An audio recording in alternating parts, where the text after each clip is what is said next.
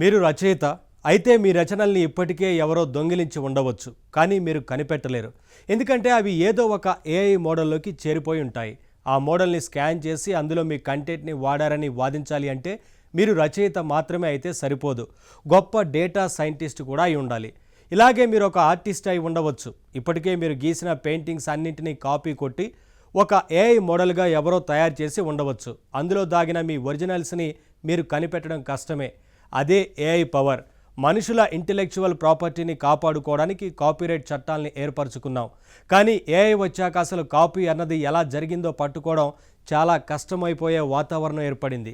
ఎవరెవరో క్రియేట్ చేసిన కంటెంట్ని ఎలాంటి అనుమతి లేకుండా తీసుకుని ఏఐ టూల్స్ తయారు చేసి లాభాలు ఆర్జిస్తున్న సంస్థలు మరి ఒరిజినల్ క్రియేటర్లకి ఏం సమాధానం చెబుతాయి?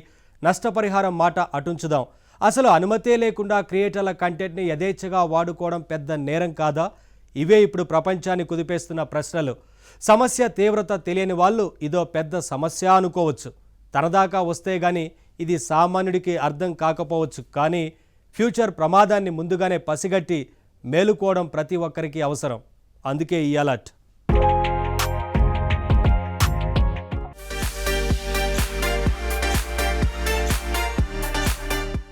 మీకు చాట్ జీపీటీ గురించి తెలుసు. సెర్చ్ ఇంజిన్లకి భిన్నంగా ఎంతో సమర్థంగా పనిచేసే ఇన్ఫర్మేషన్ టూల్ అది. అయితే చాట్ జీపీటీని రూపొందించిన ఓపెన్ ఏఐ సంస్థ ఈ మధ్యనే అందుబాటులోకి తెచ్చిన జీపీటీ స్టోర్ గురించి మీకు తెలుసా? చిన్న చిన్న చాట్ జీపీటీ లాంటివి అక్కడ వందలాదిగా సిద్ధంగా ఉంటాయి. చాట్ మాత్రమే కాదు, వాటితో చాలా పనులు చేయొచ్చు. ప్రత్యేక అవసరాల కోసం తయారు చేసిన యాప్స్ లాంటివవి. అయితే ఇవన్నీ మామూలు యాప్స్ లా కాకుండా ఆర్టిఫిషియల్ ఇంటెలిజెన్స్ తో పనిచేస్తాయి. చాట్ జీపీటీతో సంచలనం సృష్టించి ఒక్కసారిగా వెలుగులోకి వచ్చింది ఓపెన్ ఏఐ సంస్థ. ఆ విజయోత్సాహంతో ఇప్పుడు ఆర్టిఫిషియల్ ఇంటెలిజెన్స్ లో మరికొన్ని టూల్స్ రూపొందించింది. తన ఏఐ పవర్ తో భవిష్యత్తు ప్రపంచాన్ని శాసించేందుకు అడుగులు వేసే ప్రయత్నం చేసింది. అందులో భాగమే జీపీటీ స్టోర్. ఏ టెక్స్ట్ కోరుకున్నా క్షణంలో సృష్టించి, ఏ పని కావాలన్నా క్షణంలో చేసేసే రకరకాల టూల్స్ ఇక్కడ సిద్ధంగా ఉంటాయి. వీటినే జీపీటీలు అంటారు. అయితే ఈ వందలాది జీపీటీల రూపకల్పన వెనుక వేలాది మంది రైటర్ల, క్రియేటర్ల కాపీరైట్ హక్కులకి భంగం కలిగిందన్న ఆరోపణలు ఉన్నాయి. మనుషులంతా ఒకేలా ఉండరు. ఆలోచన సామర్థ్యం, తెలివి మనిషికి భిన్నంగా ఉంటాయి. వీటిని ఉపయోగించి ఒక మనిషి ఏది సృష్టించినా అదతని సొంత సంపదగానే లెక్క. దీన్నే మేధా సంపద, ఇంటెలెక్చువల్ ప్రాపర్టీ అంటాం. ఒక్కోసారి సంపద కంటే మేధా సంపదే ఎక్కువ విలువైంది.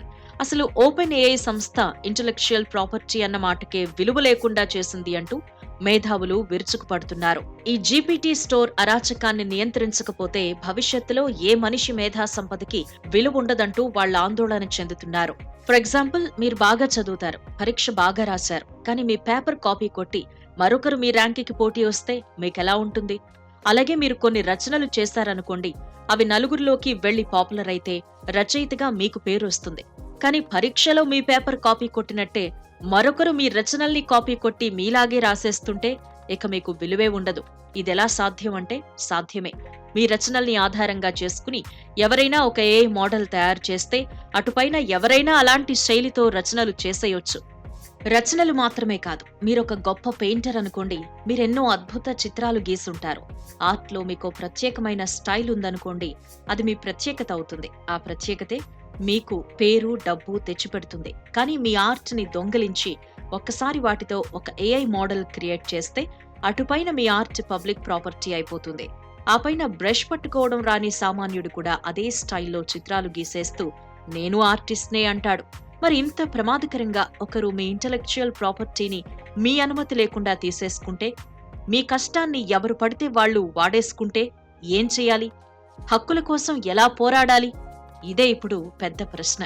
రచనలు, ఆర్ట్ మాత్రమే కాదు, ఏఐ వచ్చాక మనుషుల వాయిస్లు, రూపాలు కూడా దొంగతనానికి గురవుతున్నాయి. ఆర్టిఫిషియల్ ఇంటెలిజెన్స్ అన్నది పవర్ఫుల్ టెక్నాలజీ. ఈ టెక్నాలజీ ద్వారా ఒకరికి సంబంధించిన క్రియేటివ్ కంటెంట్ ని తీసేసుకుని దాంతో ఏఐ మోడల్ క్రియేట్ చేస్తే కనీసం దొంగతనం ఎలా జరిగిందో కూడా గుర్తించలేని విధంగా ఉంటుంది ఆ ప్రాసెస్. మరి ఇలా ఎవరైనా మన క్రియేటివ్ హక్కులకి భంగం కలిగించినప్పుడు, మన కంటెంట్ ని మన అనుమతి లేకుండా వాడేసుకున్నప్పుడు ఏమీ చేయలేమా? ఇదే ఇప్పుడు ప్రపంచంలో మేధావులను తొలిచేస్తున్న ప్రశ్న. దీనికి పరిష్కారం కోసమే కొందరు తీవ్రంగా ప్రయత్నిస్తున్నారు. టెక్నాలజీ మాటున దాగిన క్రియేటివ్ దొంగతనాల్ని కనిపెట్టేందుకు మార్గాలు అన్వేషిస్తున్నారు. దొంగతనానికి అర్థాలు మారిపోతున్నాయి. ఒకప్పుడు ఎవరైనా దొంగ మన వస్తువుని దొంగిలిస్తే ఆ దొంగని పట్టుకుంటే ఆ వస్తువుని తిరిగి స్వాధీనం చేసుకుంటే సరిపోయేది. కానీ డిజిటల్ యుగం వచ్చిన తర్వాత దొంగతనం సులువైపోయింది. అసలు దొంగతనానికి అర్థం మారిపోయింది. కేవలం Ctrl+C నొక్కి ఫైల్స్ ని కాపీ చేయటం సాధ్యమైన తర్వాత కొత్త తరం దొంగతనాలు మొదలయ్యాయి. మనం రాసిన ఒక ఆర్టికల్ మరొకరు కాపీ చేసి వాడేసుకుంటే, మనం గీసిన చిత్రాన్ని మరొకరు ఉపయోగించుకుంటే ఒరిజినల్ మన దగ్గరే ఉంది కదా అని సంబరపడలేం. దొంగిలించిన మన కంటెంట్ ని వాళ్ళెక్కడ వాడుకున్నారో కనిపెట్టడం కూడా సులువేం కాదు. నేరుగా కాపీ కొడితే దొంగ దొరికిపోవచ్చు. అందుకే నేరుగా ఒక చోట నుంచి కాపీ కొట్టకుండా అక్కడ కాస్త ఇక్కడ కాస్త కాపీ కొట్టి ఫైనల్ అవుట్పుట్ తయారు చేస్తారు కొందరు. దీన్నే ప్లాగియారిజం అంటాం. మామూలు కాపీని పట్టుకోవడం సులువు, కానీ ప్లాగియారిజం ని పట్టుకోవడం కష్టం. అయితే ఇప్పుడు ప్లాగియారిజం ఫైండింగ్ టూల్స్ వచ్చాయి. కానీ ఇప్పుడు అంతకంటే కష్టం ఏఐ మోడల్స్ లో జరిగే దొంగతనాల్ని పట్టుకోవడం. ఆర్టిఫిషియల్ ఇంటెలిజెన్స్ వచ్చిన తర్వాత కాపీరైట్ల పరిస్థితి ఘోరంగా మారిపోయింది. ఓపెన్ ఏఐ వాళ్ల జీపీటీ స్టోర్ లో వందలాది టూల్స్ వెనుక ఎంతమంది కాపీరైట్లకి ద్రోహం జరిగిందో చెప్పడం కష్టమే అంటున్నారు. ఇదే GPT store. Google Play store, Apple app స్టోర్లలో వివిధ అవసరాల కోసం ఉపయోగపడే యాప్స్ ఉంటాయి. అదేవిధంగా ఇక్కడ ఆర్టిఫిషియల్ ఇంటెలిజెన్స్ తో పనిచేసే జీపీటీలు సిద్ధంగా ఉంటాయి. జీపీటీ అంటే generative pre train transformer. Artificial intelligence రంగంలో మిషన్ లెర్నింగ్ మోడల్స్ లో ఈ జీపీటీలనేవి ఒక ప్రత్యేకమైన కోవకు చెందినవి.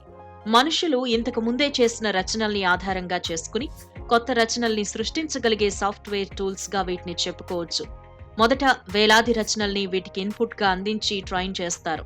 ఒక్కసారి అలా చేస్తే చాలు, అటుపైన లక్షలాది రచనల్ని మనకి కావలసిన రీతిలో తిరిగి అవుట్పుట్ గా ఈ జీపీటీలు అందించగలుగుతాయి. అయితే శక్తివంతమైన కంటెంట్ నివ్వకుండా వీటి నుంచి మంచి అవుట్పుట్ ఆశించలేం. ఉదాహరణకి ఒక జీపీటీకి మనం కొందరు గొప్ప రచయితల రచనల్ని అందిస్తే అప్పుడు మాత్రమే అది అలాంటి క్వాలిటీ కలిగిన రచనల్ని తిరిగి మనకివ్వగలుగుతుంది. లేకపోతే గార్బేజ్ ఇన్ గార్బేజ్ అవుట్ అన్నట్టు చెత్తని ఇన్పుట్ గా ఇస్తే చెత్తే అవుట్పుట్ గా వస్తుంది.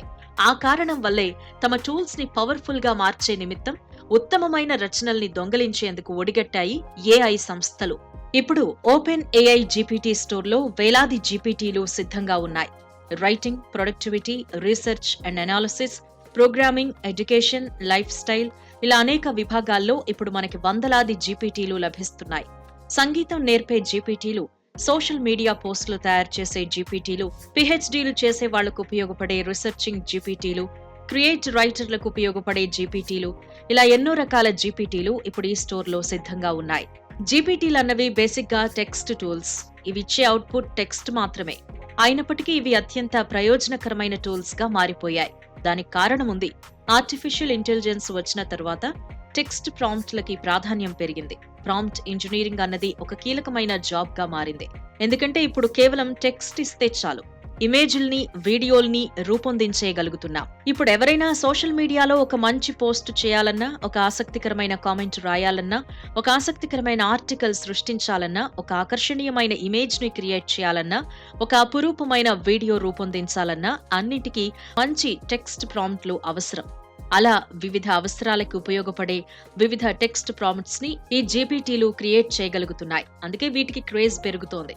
చాట్ జీపీటీ ప్లస్ కి సబ్స్క్రైబ్ చేస్తే ఎవరైనా జీపీటీ స్టోర్లో ఉన్న ఈ జీపీటీల్ని వాడుకోవచ్చు. అయితే ఎలాంటి పనైనా చేసి పెడుతూ పైకి అద్భుతాలుగా కనిపిస్తున్న ఈ జీపీటీల వెనుక కాపీరైట్ ఉల్లంఘనలెన్నో ఉన్నాయని చాలా మంది ఆరోపిస్తున్నారు. ఒరిజినల్ క్రియేటర్ల వర్క్ కి ఏమాత్రం విలువివ్వకుండా, వారి అనుమతి తీసుకోకుండా వీటిని తయారు చేశారు. కనీసం వారి కంటెంట్ ని వాడుకుంటున్నామని ఒరిజినల్ క్రియేటర్లకి తెలియజేయలేదన్నది ఆరోపణ. ఎవరిదో మేధా సంపదని తమ అవసరం కోసం ఇష్టానుసారంగా వాడుకోవడం, కాపీరైటెడ్ మెటీరియల్ ఆధారంగా ఏఐ మోడల్స్ తయారు చేయడం నేరం అన్నది ఇక్కడ ప్రధాన ఆరోపణ. అయితే ఈ ఆరోపణలకు ఆధారాలు చూడడం ఎలా? ఒక ఏఐ ఇంజిన్ తయారైనప్పుడు దాంట్లో ఎలాంటి కంటెంట్ వాడారు, ఎవరి కంటెంట్ వాడారు, ఆ కంటెంట్ కాపీరైట్ కలిగుందా లేదా, ఇవన్నీ కనిపెట్టడం చాలా కష్టమైన విషయం. ఇక్కడ బ్లిష్ఫెల్ట్ ఆండర్సన్ అనే వ్యక్తి గురించి ప్రత్యేకంగా చెప్పుకుని తీరాలి. ఇంతకీ ఎవరి బ్లిష్ఫెల్ట్ ఆండర్సన్? ఆయన డెన్మార్క్ కి చెందిన ఒక కంప్యూటర్ సైంటిస్ట్, అలాగే డేటా సైంటిస్ట్ కూడా. డెన్మార్క్ లోని కోపెన్హాగన్ లో ఉన్న technical university of Denmark DTU లో అసోసియేట్ ప్రొఫెసర్ గా పనిచేస్తున్నారు. Machine learning, data mining, natural language processing, ఇంకా ఇన్ఫర్మేషన్ రిస్టోరేషన్ వగైరా విభాగాల్లో ఎంతో ప్రతిభ కలిగిన వ్యక్తి Anderson. Natural language processing NLP కోసం ఎన్నో అల్గారిథమ్స్ తయారు చేసిన ఈ సైంటిస్ట్ డేటాలో దాగి ఉన్న ప్యాటర్న్స్ ని గుర్తించడానికి కొన్ని సిస్టమ్స్ తయారు చేయటం ఇక్కడ విశేషం. టెక్స్ట్ డేటా నుంచి AI మోడల్స్ తయారయ్యే విధానం, ఒక మోడల్లో ఎలాంటి సమాచారాన్ని వాడారు అన్నది కనిపెట్టే పద్ధతులు, వీటన్నిటి మీద లోతుగా కృషి చేస్తున్నారు ఆండర్సన్. అంటే AI మోడల్లో ఎవరి కాపీరైట్ కంటెంట్ దాగి ఉంది అన్నది కనిపెట్టడానికి ఈయన పరిశోధనలు ఉపయోగపడతాయన్నమాట. తన పరిశోధనలకు ఎన్నో అవార్డులు పొందిన ఈ సైంటిస్ట్ ప్రస్తుతం ఓపెన్ AI సృష్టించిన GPT-3, GPT-4 లాంగ్వేజ్ మోడల్స్ పైన పరిశోధనలు సాగిస్తున్నారు. Text mining, sentiment analysis, machine translation లాంటి వాటిని మరింత సమర్థంగా నిర్వహించడానికి GPTల్ని ఎలా ఉపయోగించుకోవచ్చు అన్నది ఈయన ప్రధాన పరిశోధన. ఆండర్సన్ పరిశోధనలు ఎంతో ఆకర్షణకరంగా ఉంటాయి. 2023లో ఈయన ఒక పరిశోధన పత్రాన్ని ప్రచురించారు. దాని సబ్జెక్ట్ ఏంటి అంటే GPT-3ని ఉపయోగించి టెక్స్ట్లో ఉండే భావోద్వేగాలను గుర్తించడం ఎలా. అంటే మనం ఏదైనా విషయాన్ని రాసినప్పుడు అది కోపంగా రాశామా, ఇష్టంతో రాశామా, లేదా వేరే ఏదైనా భావాన్ని అంతర్గతంగా మనసులో పెట్టుకుని పైకి వేరే అర్థం వచ్చేలా రాశామా, ఇలాంటి విషయాల్ని గుర్తించవచ్చన్నమాట. ఈ పరిశోధన పత్రం అందరినీ ఆకర్షించింది. చాలా మంది ఇప్పుడు AI సాయంతో రకరకాల మూడ్స్ కలిగిన రచనలను క్రియేట్ చేయగలుగుతున్నారు. అలాంటి సామర్థ్యం కలిగిన టూల్స్ రూపకల్పనకు ఇలాంటి సైంటిస్టుల పరిశోధనలు ఎంతో ఉపయోగపడుతున్నాయి. అలాగే మెషిన్ ట్రాన్స్లేషన్, ఇది మనకి చాలాసార్లు సహజంగా అనిపించదు. ఉదాహరణకి గూగుల్ ట్రాన్స్లేట్ టూల్ వాడినప్పటికీ అది చేసిన అనువాదం మనకి న్యాచురల్ గా అనిపించదు.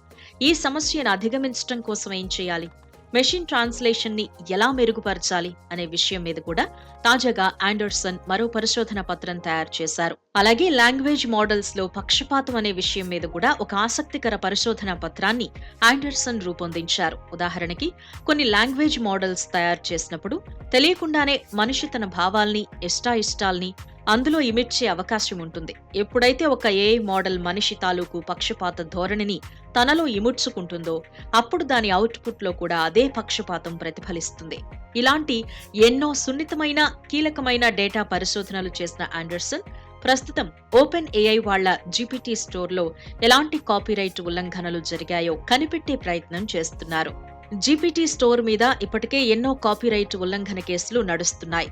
ఆండర్సన్ GPT స్టోర్ మీద నేరుగా కేసులు పెట్టనప్పటికీ AI మోడల్స్ ని విశ్లేషించి అందులో వాడిన డేటాని కనిపెట్టేందుకు ఆయన చేస్తున్న ప్రయత్నం ఎంతో మందికి ఉపయోగపడుతోంది. ముఖ్యంగా క్రియేటర్ల ఇంటెలెక్చువల్ ప్రాపర్టీ హక్కులకి రక్షణ లభించాలి అని కోరుకునే ప్రతి ఒక్కరూ ఆండర్సన్ కి సపోర్ట్ ఇస్తున్నారు. కేవలం ఓపెన్ AI సంస్థ మాత్రమే కాదు, గూగుల్ లాంటి పెద్ద సంస్థలు కూడా ఇప్పుడు ఎన్నో కాపీరైట్ కేసులను ఎదుర్కొంటున్నాయి. ఉదాహరణకి గూగుల్ బుక్స్ ప్రాజెక్ట్ రచయితలుగా తమ హక్కుల్ని హరించింది అంటూ రచయితల సంఘం వేసిన కేసు ఇప్పటికీ నడుస్తోంది. అలాగే మాథ్యూ బొటరిక్ అనే వ్యక్తి గూగుల్ ఇమేజెస్ మీద వేసిన కాపీరైట్ కేసు కూడా సజీవంగా ఉంది. టెక్నాలజీ పెరగడం, మనిషి సామర్థ్యాల్ని పెంచడం మంచిదే. ఏమీ రాని సామాన్యుణ్ణి గొప్ప రైటర్గా, ఆర్టిస్ట్గా మారేలా చేయటం మంచిదే. అయితే ఇందుకోసం మరో సామాన్యుణ్ణి బలి తీసుకోకూడదు. ఒక మనిషి తాలూకు సామర్థ్యాన్ని అతని అనుమతి లేకుండా దొంగలించి దాన్నొక టూల్ రూపంలోకి కన్వర్ట్ చేసి దాని మీద తను వ్యాపారం చేసుకోవటం అనైతికం, అభ్యంతరకరమైన విషయం. చూద్దాం ఈ AI టూల్స్, GPTలు కాపీరైట్ కేసుల్ని ఎదుర్కొని ఎలా నిలబడతాయో, చట్టాలు క్రియేటర్ల ఇంటర్ ప్రాపర్టీకి ఎలాంటి రక్షణ కల్పిస్తాయో తెలియాలి అంటే వేచి చూడాల్సిందే.